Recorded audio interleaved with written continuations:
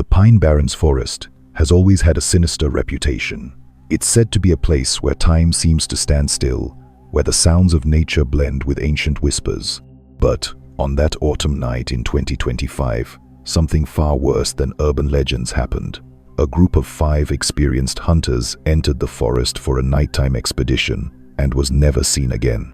The local police found their abandoned equipment in a clearing. Backpacks, weapons, lanterns still lit. Everything was intact, as if they had vanished into thin air. The only clue was a cell phone, its cracked screen still displaying a 2-minute audio recording. When the officers played it, they heard only static, interspersed with guttural whispers in a language no linguist could identify. And at the end, a muffled scream that sent chills down even the most skeptical officer's spine. That's how Maya Torres entered the story. An investigative journalist specializing in unexplained phenomena, she was looking for a story that could revive her career. The hunter's disappearance seemed perfect: mystery, suspense, and a touch of terror. But for Maya, it was more than that. Pine Barrens reminded her of her father, a former hunter who had disappeared under similar circumstances years earlier. He had gone out on a routine hunt and never returned. The forest had devoured him and her memories of him. When Maya arrived in the small town on the edge of the forest, the air was already heavy with fear and distrust. The townspeople looked at her with a mix of hope and apprehension, as if they knew something much larger and darker was about to be revealed. The town of Pine Hollow was small, the kind of place where everyone knew everyone. When Maya walked into the only bar in the area, curious and suspicious eyes followed her to the counter. The bartender, a middle-aged man with tired eyes, served her a coffee without asking. "You're the reporter, right?" he said, wiping a glass with a dirty rag. "Be careful what you go looking for in that forest. Some things are better left alone." Maya jotted down the phrase in her notebook, but she didn't need warnings. She could already feel the weight of the forest, even from a distance. The tall, twisted trees seemed to lean toward her, as if trying to whisper something she wasn't ready to hear. It was at the bar that she met Ethan, a local biologist who studied the region's wildlife. He was young, but his eyes seemed to carry decades of worry. "The animals are acting strange," he said, sitting down next to Maya. "Owls that only hoot during the day, deer that run in circles until they drop dead. And the lights. Have you heard about the lights?" Maya shook her head, but her heart raced. Ethan explained that, over the past few weeks, residents had reported pulsating lights in the sky, always above the forest. Some said they were drones or satellites, but no one could explain the low hum that accompanied the phenomenon. "I'm going there tomorrow," Maya said, determined. "Want to come with me?" Ethan hesitated, but eventually agreed.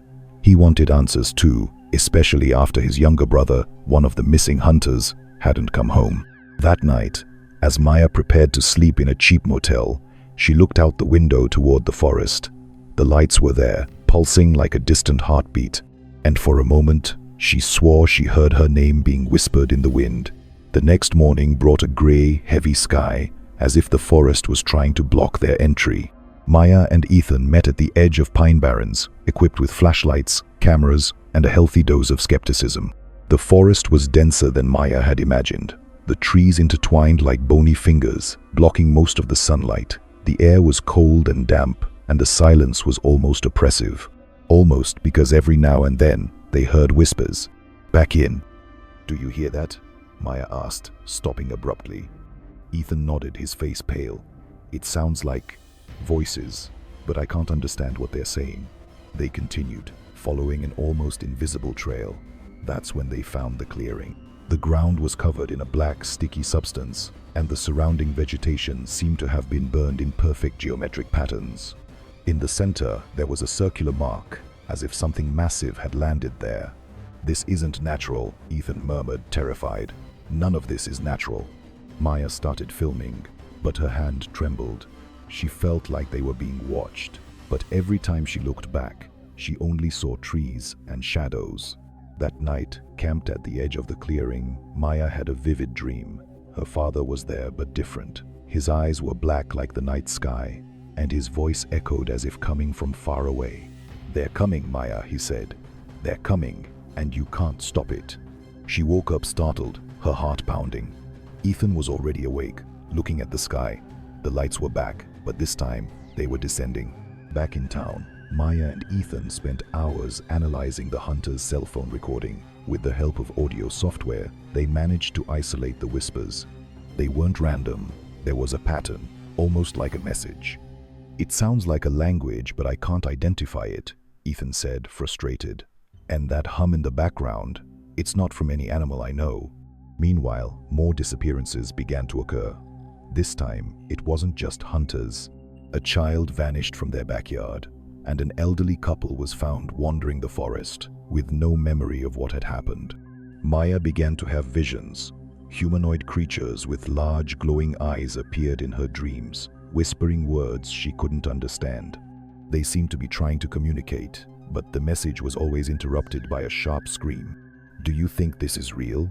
Maya asked Ethan, showing him a sketch she had made of the creatures.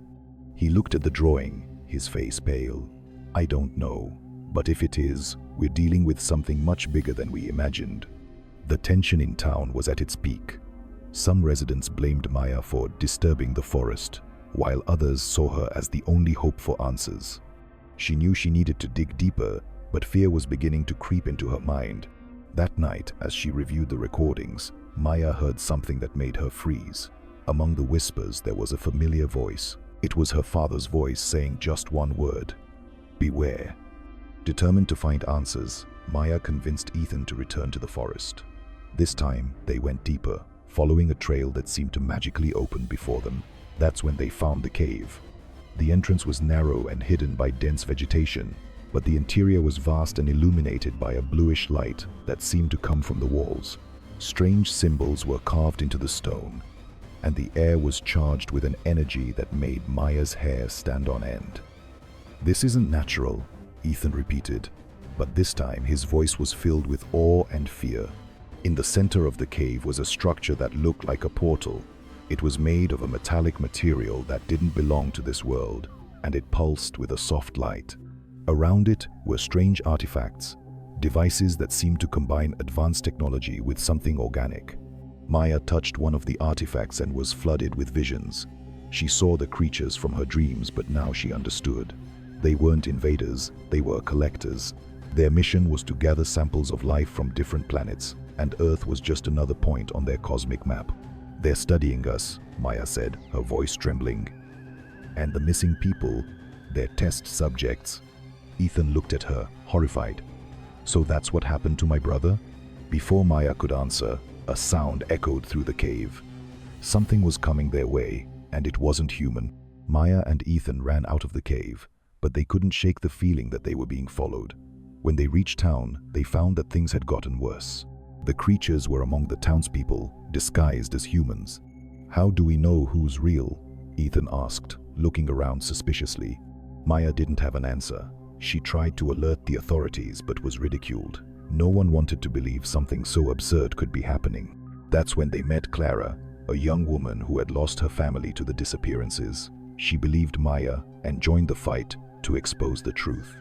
"They're everywhere," Clara said, her voice filled with fear. "And if we don't do something, we'll all disappear." Maya knew they had to act fast. The creatures were infiltrating more and more, and the portal in the cave was the key to stopping them. But that meant going back into the forest, where the danger was greater than ever. Maya, Ethan, and Clara returned to the forest, this time armed with what little they knew about the creatures. The journey was terrifying. The trees seemed to move, and the whispers were constant. When they reached the cave, they found the portal active. Humanoid creatures were coming and going, carrying strange devices. Maya knew they had to destroy it, but they didn't know how. "We have to try," Ethan said, determined. "For my brother, for everyone."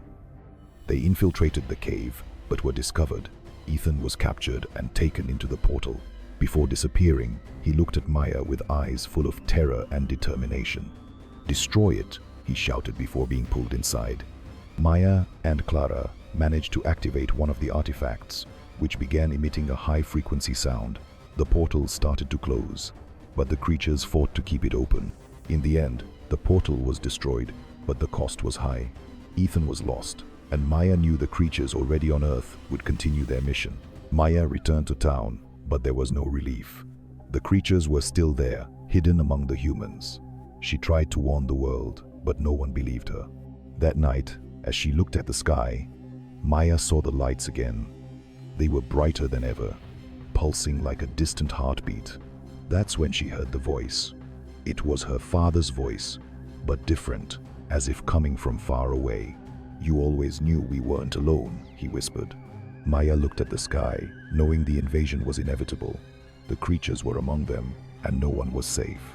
The story ends with Maya sitting in her car, staring at the lights in the sky as a low hum filled the air. She knew the fight was far from over, but she also knew she couldn't give up.